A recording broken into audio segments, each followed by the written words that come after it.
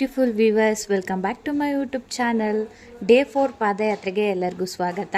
ಎಲ್ಲರೂ ಹೇಗಿದ್ದೀರಾ? ನೀವೆಲ್ಲ ತುಂಬ ಚೆನ್ನಾಗಿದ್ದೀರಾ ಅಂದ್ಕೊಂತ ನಾನು ಕೂಡ ಚೆನ್ನಾಗಿದ್ದೀನಿ. ಸೊ ಬನ್ನಿ ಇವತ್ತಿನ ವಿಡಿಯೋ ಸ್ಟಾರ್ಟ್ ಮಾಡೋಣ.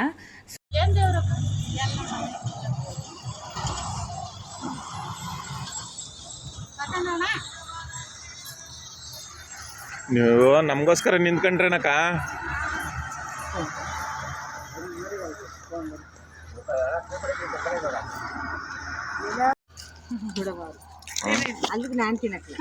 ಕೊಡ್ರಿ thank you, happy birthday.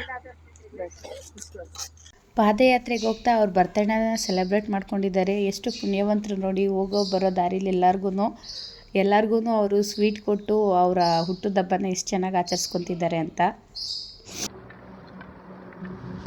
So ಇವಾಗ ನಾವು ಬರ್ಗೂರು ಕೊಪ್ಪಳಿಂದ ಉದ್ದೂರು ಹೊಸಳ್ಳಿಗೆ ಹೋಗ್ತಾ ಇದ್ದೀವಿ.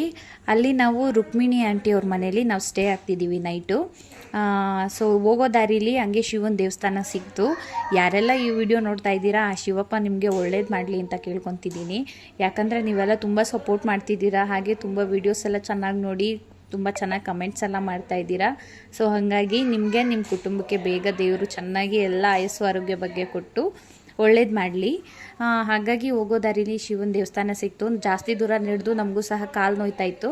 ಹಾಗಾಗಿ ರೆಸ್ಟ್ ತೊಗೊಳ್ಳೋಣ ಅಂದ್ಬಿಟ್ಟು ದೇವಸ್ಥಾನದ ದೇವ್ರ ದರ್ಶನ ಎಲ್ಲ ಮಾಡಿಕೊಂಡು ಸ್ವಲ್ಪ ಹೊತ್ತು ಕೂತ್ಕೊಂಡು ನೈಟು ಒಂದು 2 ಗಂಟೆಯಿಂದನೇ ಸ್ಟಾರ್ಟ್ ಮಾಡ್ತೀವಿ ನಡೆಯೋಕ್ಕೆ. ಹಾಗೆ ದೇವಸ್ಥಾನದಲ್ಲಿ ಹೋಗೋ ಹೊತ್ತಿಗೆ ಒಂದು 3-3:30 ಆಗಿತ್ತು. ಹಾಗೆ ದೇವಸ್ಥಾನದ ಹತ್ರ ಹೋಗ್ಬೇಕಾದ್ರೆ ತುಂಬ ಜನ ಸಹ ಪರಿಚಯ ಆಗ್ತಾಯಿದ್ರು. ನೈಟ್ ಅಲ್ವಾ, ಕತ್ಲೆ, ಅವ್ರ ಮುಖ ಸಹ ನೋಡೋಕ್ಕಾಗ್ತಿರಲಿಲ್ಲ. ಬಟ್ ತುಂಬ ಚೆನ್ನಾಗಿ ತುಂಬ ಕೇರ್ಫುಲ್ಲಾಗಿ ನೋಡ್ಕೊತಾರೆ. ಗುಂಪು ಅನ್ನೋದೇ ಏನು ಬೇಡ, ಸಿಂಗಲ್ಲಾಗಿ ಬಂದರೂ ಸಹ ಅಷ್ಟೇ. ಜೊತೆಗೆ ನಡ್ಕೊಂಡು ಹೋಗ್ತಾಯಿದ್ರೆ ಜೊತೆಗೊಬ್ಬರು ಸಿಕ್ಕಿದ್ರೆ ಅವ್ರು ದೂರ ಹೋಗೋ ತನ್ಕೊಂಡು ಅಷ್ಟೇ ತುಂಬ ಚೆನ್ನಾಗಿ ಮಾತಾಡಿಸ್ಕೊಂಡು ಯಾವ ಊರು, ಏನು ಕಷ್ಟ ಕತೆ ಎಲ್ಲ ಕೇಳ್ಕೊಂಡು ಹೋಗ್ತಾ ಇರ್ತಾರೆ. ನೀವು ನೋಡ್ತಾ ಇರ್ಬೋದು, ಎಲ್ಲಿ ದೇವಸ್ಥಾನ ಸಿಗುತ್ತೆ ಅಲ್ಲೆಲ್ಲ ಮನಿಕೊತಾ ಇರೋದೆ. ಯಾವುದೇ ರೀತಿ ಶ್ರೀಮಂತಿಕೆಯ ಹಣ ಇಲ್ಲಿ ಯಾವುದೂ ಹಂಗಿರಲ್ಲ. ಶ್ರೀಮಂತರು ನಡ್ಕೊಂಡ್ಬರ್ತಾರೆ, ಬಡವರು ನಡ್ಕೊಂಡ್ಬರ್ತಾರೆ. ಇಬ್ಬರು ಎಲ್ಲಿ ಕಾಲು ನೋವುತ್ತೆ, ಎಲ್ಲಿ ರೋಡ್ ಸೈಡಲ್ಲಿ ಸಿಕ್ಕಿದ್ರು ಸಾಕು ಜಾಗ, ಅಲ್ಲೇ ಹಂಗೆ ನಿದ್ದೆ ಮಾಡಿಬಿಡ್ತಾರೆ. ಸ್ವಲ್ಪ ನಿದ್ದೆ ಮಾಡ್ಕೊಂಡು ರೆಸ್ಟ್ ತೊಗೊಂಡು ಮುಂದಕ್ಕೆ ಹೋಗ್ತಾರೆ. ಹಾಗೆ ಹೋಗೋ ದಾರಿಲಿ ಶಾಂತಿಗ್ರಾಮ ಟೋಲ್ ಬಿಟ್ಟು ಸ್ವಲ್ಪ ಮುಂದಕ್ಕೆ ಮೋದಿಜಿ ಅವ್ರು ಸಿಕ್ಕಿದ್ರು. ಅವ್ರ ಜೊತೆಗೆ ಒಂದು ಫೋಟೋಸ್ ಎಲ್ಲ ತಕ್ಕೊಂಡು ಆಮೇಲೆ ನಮ್ಮ ಹೋಗೋ ದಾರಿಲೇ ಟಿಫನ್ ಬಂತು. ಸೊ ಟಿಫನ್ ಸ್ಪೆಷಲ್ ಇಡ್ಲಿ ಮಾಡಿದರು. ಸೊ ಹಾಗಾಗಿ ಇಡ್ಲಿ ಯಾರೆಲ್ಲ ವಿಡಿಯೋ ನೋಡ್ತಾ ಇರ್ತೀರಾ ಸುಮ್ಮನೆ ನೋಡೋದಲ್ಲ, ಆ ವಿಡಿಯೋಗೊಂದು ಲೈಕ್ ಮಾಡಿ, ಹಾಗೆ ವಿಡಿಯೋ ಇಷ್ಟ ಆದರೆ ಸಬ್ಸ್ಕ್ರೈಬ್ ಮಾಡಿ, ಶೇರ್ ಮಾಡಿ, ಹಾಗೆ ನಿಮ್ಮ ಫ್ರೆಂಡ್ಸ್ಗೆಲ್ಲನೂ ಸಹ ಶೇರ್ ಮಾಡಿ. ನೀವು ನೋಡ್ತಾ ಇರ್ಬೋದು, ಇವಾಗ ನಾವು ಹಾಸನ ರೋಡಲ್ಲಿ ನಡ್ಕೊಂಡು ಹೋಗ್ತಾ ಇದ್ದೀವಿ. ನಾವು ಯಾಕಂದರೆ ಎಷ್ಟು ಮಾತಾಡ್ಕೊಂಡು ಎಷ್ಟು ನಿಧಾನ ಮಾಡ್ಕೊಂಡು ಹೋಗ್ತಿರ್ತೀವಿ, ನಾವು ಹಿಂದೆ ಹೋಗ್ತಾ ಇರ್ತೀವಿ.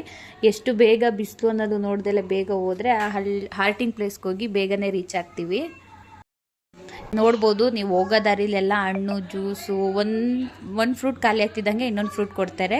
ಈ ಜಾಗದಲ್ಲಿ ಪ್ರತಿ ವರ್ಷವೂ ರಾಗಿ ಅಂಬಲಿ ಎಲ್ಲ ಹಂಚ್ತಾಯಿದ್ರು. ಈ ವರ್ಷ ಬಾಳೆಹಣ್ಣು, ದ್ರಾಕ್ಷಿ ಎಲ್ಲ ಹಂಚ್ತಾ ಇದ್ದಾರೆ. ಹಾಗೆ ಹೋಗೋ ದಾರಿಲಿ ಕೆರೆಗಳಂತೂ ತುಂಬ ಅಂದರೆ ತುಂಬಾ ಕಡಿಮೆ ಆಗಿಬಿಟ್ಟಿದೆ. ಎಲ್ಲ ಕಡೆ ಎಲ್ಲ ಕೆರೆ ಒಣಗಿಬಿಟ್ಟಿತ್ತು. ಹಾಗೆ ಇಲ್ಲಿ ಹಾಸನಕ್ಕೆ ಹೋಗೋ ದಾರಿಲಿ ಒಂದು ಸೈಡಲ್ಲಿ ಕೆರೆ ಇತ್ತು. ಹಾಗಾಗಿ ಅದರದ್ದು ಒಂದು ಚಿಕ್ಕ ವಿಡಿಯೋ ತಕ್ಕೊಂಡೆ, ಇಷ್ಟ ಆಯಿತು.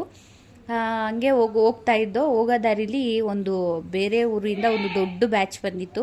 ಆ ಬ್ಯಾಚಲ್ಲಿ ಒಂದೂವರೆ ವರ್ಷದ ಒಂದು ಮಗು ಕರ್ಕೊಂಡ್ಬಂದಿದ್ರು, ಹೆಣ್ಮಗು. ನಮ್ಮಮ್ಮ ರಿಟರ್ನ್ ಬಂದಿದ್ದಾರೆ, ರಿಟರ್ನ್ ಬಂದು ಆ ಮಗುನ ಮಾತಾಡ್ಸಿದ್ರು. ನಾನು ನನ್ನ ಮಗಳನ್ನ ಕರ್ಕೊಂಡೋಗಿದ್ದೆ, ಬಟ್ ಅವಳನ್ನ ಎತ್ಕೊಂಡು ನಮಗೆ ನಡೆಯೋಕ್ಕಾಗಲಿಲ್ಲ. ನೋಡು ಈ ಮಗುನ ಕರ್ಕೊಂಡು ಎಷ್ಟು ಚೆನ್ನಾಗಿ ಬಂದಿದ್ದಾರೆ ಅಂತ ಅಂದ್ಬಿಟ್ಟು. ಆ ಮಗುನೂ ಅಷ್ಟೇ ಆ್ಯಕ್ಟಿವಿಂದ ನಮಗೆಲ್ಲ ಶೇಕ್ ಹ್ಯಾಂಡ್ ಎಲ್ಲ ಕೊಟ್ಟು ಬಾಯೆಲ್ಲ ಮಾಡಿ ಒಂದು ರೋಸ್ ಸಹ ಕೊಡ್ತು. ಹಾಗೆ ಇವಾಗ ನಾವು ಹಾಸನೊಳಗೆ ಎಂಟ್ರಿ ಆದೋ, ಎಲ್ಲ ಕುಡ್ಕೊಂಡು ಮುಂದಕ್ಕೆ ಹೋಗೋ ದಾರಿಲಿ ಇದ್ದಿದ್ದು ಜ್ಯೂಸು, ಕಲ್ಲಂಗಡಿ ಹಣ್ಣೆಲ್ಲ ತುಂಬ ಕಡೆ ಹಂಚುತ್ತಾಯಿದ್ರು. ಎಲ್ಲ ಕುಡ್ಕೊಂಡು ಮುಂದಕ್ಕೆ ಹೋಗೋಕ್ಕೆ ಆಗ್ತಿಲ್ಲ. ಹೊಟ್ಟೆ ಲೋಡ್ ಆಗಿಬಿಟ್ಟು ಅಲ್ಲೆಲ್ಲ ನಾವು ಮನಿಕೊಂಬಿಡೋಣ ಅನ್ನೋ ರೇಂಜಿಗೆ ಆಗ್ತಾಯಿತ್ತು. ಅದಾದಮೇಲೆ ತುಂಬಾ ಜಾಸ್ತಿ ಕಾಲೆಲ್ಲ ನೋಗ್ತಾಯಿತ್ತು. ಯಾಕಂದರೆ ಇವತ್ತು ಒಂದು 30-35-40 ಅಷ್ಟು ದೂರ ನಡ್ಕೊಂಡು ಹೋಗಿದ್ದೀವಿ. ನೀವು ನೋಡ್ತಾ ಇರ್ಬೋದು ಎಷ್ಟು ದಾನ ಧರ್ಮ ಮಾಡ್ತಾರೆ ಅಂತ ಅಂದ್ಬಿಟ್ಟು ಎಲ್ಲರಿಗೂ ಅವರೇ ಕರೆದು ಕೊಡ್ತಾಯಿದ್ರು. ದಾನ ಅಂತ ಅಂದರೆ ಊಟ ತಿಂಡಿನೇ ದಾನ ಮಾಡಬೇಕು ಅಂತ ಏನಿಲ್ಲ. ಇಲ್ಲಿ ನೀವು ನೋಡ್ತಾ ಇರ್ಬೋದು, ಪೆಂಡಲ್ ಹಾಕ್ಸಿ ಒಂದು ಸ್ವಲ್ಪ ಚೇರ್ಗಳನ್ನ ಹಾಕ್ಸಿ ಬಿಟ್ಟಿದೆ ರೋಡ್ ಸೈಡಲ್ಲಿ. ಹಾಸನ ರೋಡ್ಗೆ ಎಂಟ್ರಿ ಆದಮೇಲೆ ಎಲ್ಲೂ ಕೂತ್ಕೊಳ್ಳೋಕ್ಕೂ ಅಷ್ಟು ಜಾಗಗಳಿರಲ್ಲ. ಹಾಗಾಗಿ ಬಿಸಿಲಿಂದ ಬಂದವರು ಸ್ವಲ್ಪ ಹೊತ್ತು ಕೂತ್ಕೊಂಡು ರೆಸ್ಟ್ ಆದರೂ ಮಾಡ್ತಾರೆ. ಅದು ಅವ್ರ ಕೈಲಾದಂಥ ಒಂದು ಸೇವೆ ಅಂತಲೇ ಹೇಳ್ಬೋದು. ಮತ್ತು ಇಲ್ಲಿ ನೀವು ನೋಡ್ತಾ ಇರ್ಬೋದು, ಆ ಕಡೆ ಬ್ಯಾಕ್ ಸೈಡಲ್ಲಿ ಬರೋರಿಗೆಲ್ಲನೂ ಮಧ್ಯಾಹ್ನಕ್ಕೆ ಊಟ ಎಲ್ಲ ಹಂಚೋಕ್ಕೆ ಅಡುಗೆಗಳೆಲ್ಲ ಎಷ್ಟು ಮಾಡ್ಕೊತಿದ್ದಾರೆ ಅಂತ ಅಂದ್ಬಿಟ್ಟು. ಹಾಗೆ ಅಲ್ಲಿ ತನಕ ಹೋಗೋ ಬರೋರಿಗೆ ಜ್ಯೂಸು, ನೀರು, ಬಾಟಲ್ಸು, ಹಾಗೆ ರಾಗಿ ಅಂಬಲಿ ಅವ್ರೇನು ಮಾಡಿರ್ತಾರೋ ಅದನ್ನು ಎಲ್ಲರಿಗೂ ಕೊಡ್ತಾ ಇರ್ತಾರೆ. ಈ ಬಿಸಿಲು ಕಾಲದಲ್ಲಿ ಒಂದು ಕಲ್ಲಂಗಡಿ ಹಣ್ಣು ತೊಗೊಬೇಕು ಅಂದ್ರೆ ಎಷ್ಟು ರೈಟ್ ಹೇಳ್ತಾ ಇರ್ತಾರೆ. ಇವಾಗ ಮನೆ ಹತ್ರ ಆಗಿರ್ಬೋದು, ನಾವು ಅಂಗಡಿಗಳಲ್ಲಿ ಪರ್ಚೇಸ್ ಮಾಡ್ಬೇಕಾದ್ರೆ ಇಂಥ ರೈಟಲ್ಲೂ ಕಲ್ಲಂಗಡಿ ಹಣ್ಣೆಲ್ಲ ತೊಗೊಂಬಂದು ಎಲ್ಲರಿಗೂ ದಾನ ಮಾಡ್ತಾರಲ್ಲ, ಇನ್ನು ಎಷ್ಟು ಒಳ್ಳೆಯವ್ರು ಇರ್ಬೋದು ಅಂತ ನೀವು ಯೋಚನೆ ಮಾಡಿ. ಅವ್ರ ಕೈಲಿ ಹೋಗೋಕ್ಕಾಗಲ್ಲ, ಅಟ್ಲೀಸ್ಟ್ ಸೇವೆ ಅಂತ ಇದಾದರೂ ಪೇಯ್ನ್ ಮ್ಯಾನೇಜ್ಮೆಂಟಿಗೆ ಪೇಯ್ನ್ ಜಾಸ್ತಿ ಆಗಿಬಿಟ್ಟಿತ್ತು ಅಂದ್ಬಿಟ್ಟು ಮೂವ್ ಸ್ಪ್ರೇ ತೊಗೊಂಡು ಅಪೋಲೋ ಫಾರ್ಮಸಿಲಿ ತೊಗೊಂಡು ಮೂವ್ ಸ್ಪ್ರೇ ಎಲ್ಲ ಹಚ್ಕೊಂಡು ಮತ್ತೆ ಮುಂದಕ್ಕೆ ಹೋದೋ. ಮತ್ತೆ ಇನ್ನೊಂದು ಜಾಗದಲ್ಲಿ ಮತ್ತೆ ಜ್ಯೂಸ್ ಎಲ್ಲ ಕೊಡ್ತಾಯಿದ್ರು. ಜ್ಯೂಸು, ಹಣ್ಣು, ದೇವ್ರಿಗೆಲ್ಲ ಪೂಜೆ ಮಾಡಿ ಅವ್ರದ್ದೊಂದು ಹರಕೆ ಹತ್ಕೊಂಡಿರ್ತಾರೆ. ಯಾಕಂದರೆ ನಾವಂತೂ ನಡೆಯೋಕ್ಕಾಗಲ್ಲ, ನಡ್ಕೊಂಡು ಹೋಗೋರ್ಗಾದ್ರೂ ನಮ್ಮ ಕೈಲಾಗಷ್ಟು ಹಳ್ಳಿಲೂ ಸೇವೆ ಮಾಡೋಣ ಅಂತ ಅಂದ್ಬಿಟ್ಟು ದೊಡ್ಡವರೇ, ಶ್ರೀಮಂತರೇ ಆಗಲಿ ಬಡವರೇ ಆಗಲಿ, ಅವ್ರ ಕೈಲಾಗಿದ್ದು ಏನೋ ಒಂದು ಅಟ್ಲೀಸ್ಟ್ ಒಂದು ನೋವಿಗೆ ಒಂದು ಎಣ್ಣೆ ಹಿಡ್ಕೊಂಡು ದಾರಿಲಿ ಕಾಯ್ತಾ ಇರ್ತಾರೆ. ನೋವಿಗೆ ಎಣ್ಣೆ ಹಚ್ಕೊಳ್ಳಿ, ಇಲ್ಲ ಬಿಸಿನೀರು ಕಾಯಿಸಿ ಕೊಡ್ತಾ ಇರ್ತಾರೆ. ಅದಾದಮೇಲೆ ಆಲ್ಟಿಂಗ್ ಪ್ಲೇಸ್ಗೆ ಹೋಗಬೇಕಿತ್ತು. ಆಲ್ಟಿಂಗ್ ಪ್ಲೇಸ್ ತುಂಬಾ ದೂರ ಇತ್ತು, ಜಾಸ್ತಿ ಬಿಸಿಲಾಗಿ ಹೋಗ್ಬಿಟ್ಟಿತ್ತು, ತುಂಬಾ ಲೇಟಾಗಿ ಹೋದು ಅವತ್ತು ಸಹ. ಮಧ್ಯಾಹ್ನ ಹೋಗ್ತಿದ್ದಂಗೆ ಬಿಸಿ ಬಿಸಿ ನೀರೆಲ್ಲ ರೆಡಿ ಮಾಡಿದರು. ಸ್ನಾನ ಮಾಡಿಕೊಂಡು ರೆಡಿಯಾಗಿ ಸ್ವಲ್ಪ ನಿದ್ದೆ ಮಾಡಿ ಭಜನೆ ಎಲ್ಲ ಮುಗಿಸ್ಕೊಂಡು ನೈಟು ಅವರು ಊಟ ಎಲ್ಲ ಕೊಡ್ತಾಯಿದ್ರು. ಊಟ ಎಲ್ಲ ತಿಂದ್ಕೊಂಡು ಪ್ರತಿ ವರ್ಷವೂ ಅವರು ದಾರಿಲಿ ಹೋಗೋರ್ಗೆ ಎಲ್ಲರಿಗೂ ಊಟ ಹಂಚ್ತಾರೆ. ಅದಾದಮೇಲೆ ಚೆನ್ನಾಗಿರೋ ರೂಮ್ ಇಲ್ಲಿ ಬರ್ಬೇಕಾದ್ರೆ ಒಂದು ಅಜ್ಜಿ ಸಿಕ್ಕಿದ್ರು. ಆ ಅಜ್ಜಿ ಜೊತೆ ತುಂಬ ಟೈಮ್ ಮಾತಾಡ್ಕೊಂಬಂದೆ. ಹಾಗೆ ಅಜ್ಜಿ ಒಂದು ಮಾತು ಹೇಳಿದ್ರು, ನನಗಂತೂ ತುಂಬಾ ಖುಷಿ ಆಯಿತು. ಅಜ್ಜಿ ಹೇಳಿದ್ರು, ದೇವರು ಕಷ್ಟದ ಮೇಲೆ ಕಷ್ಟ ಕೊಡ್ತಾನೆ ಇರ್ತಾನಂತೆ. ದಾರಿಲಿ ಹೋಗ್ಬೇಕಾದ್ರೂ ಅಷ್ಟೇ ಅಂತೆ, ಒಂದು ಜಾಸ್ತಿ ನೋವು, ಇಲ್ಲ ಮಂಡಿ ನೋವು, ಕೈಕಾಲು ನೋವು, ಏನೋ ಒಂದು ನೋವು ಕೊಡ್ತಾನೆ ಇರ್ತಾನಂತೆ. ಆ ನೋವೆಲ್ಲ ಸಹಿಸ್ಕೊಂಡು ಯಾರು ಮುಂದೆ ಬರ್ತಾರೆ ಅವ್ರಿಗೆ ಜೀವನ ತುಂಬ ಅಂದರೆ ತುಂಬ ಚೆನ್ನಾಗಿರುತ್ತೆ. ಇಟ್ಟೆ ಹೆಜ್ಜೆ ಮುಂದಕ್ಕೆ ಇಕ್ಕಿ ಹೋದರೆ ಅವರು ಏನು ಕೆಲಸ ಇದ್ದರೂ ಎಲ್ಲ ಆಗುತ್ತೆ. ಇವಾಗ ನಮ್ಮ ಕೈಲಿ ಆಗಲ್ಲ ಅಂತ ನಾವು ಹಿಂದೆ ಹೋದರೆ ನಮ್ಮ ಜೀವನದಲ್ಲೇ ಅಷ್ಟೇ ಏನಂದರೆ ಏನೂ ಆಗಲ್ಲ. ಹಂಗಾಗಿ ದೇವ್ರ ಮೇಲೆ ಭಾರ ಹಾಕಿ, ಗಾಯ ಕೊಟ್ಟಿದ್ಯಾ ಅದನ್ನು ವಾಸಿ ಮಾಡೋದು ನಿಂದೇ ಜವಾಬ್ದಾರಿ ಅಂದ್ಕೊಂಡು ಮುಂದಕ್ಕೆ ಹೋಗ್ಬೇಕಣವ ಅಂತ ತುಂಬ ಚೆನ್ನಾಗಿ ಹೇಳಿದ್ರು. ಹಾಗೆ ಕೆಲವೊಬ್ಬರು ನಡ್ಕೊಂಬರೋರು ನಡ್ಕೊಂಬರ್ತಾರೆ, ನಡ್ಕೊಂಬರೋಕ್ಕಾಗ್ದಲೇ ಇದ್ದವರು ದಾರಿಲಿ ನಡ್ಕೊಂಡು ಹೋಗೋರು ನೀವೇ ದೇವರು ಅಂದ್ಬಿಟ್ಟು ದಾರಿಲಿ ಹಣ್ಣೆಲ್ಲ ಹಂಚ್ತಾ ಇರ್ತಾರೆ. ನಾನು ಪ್ರತಿ ಸಲ ಕಾರಲ್ಲಿ ಹೋಗೋರು ನಮ್ಗೇನನ್ನ ಕೊಟ್ಟಾಗ ನಾನು ವೀಡಿಯೋ ಮಾಡ್ಕೊಬೇಕು ಅಂದ್ಕೊತೀನಿ. ಅವರು ಅನ್ಎಕ್ಸ್ಪೆಕ್ಟಾಗಿ ಬೇಗ ಬಂದು ಬೇಗ ಹಾಗೆ ಕೊಟ್ಬಿಟ್ಟು ಮೂವ್ ಆಗಿಬಿಡ್ತಾರೆ.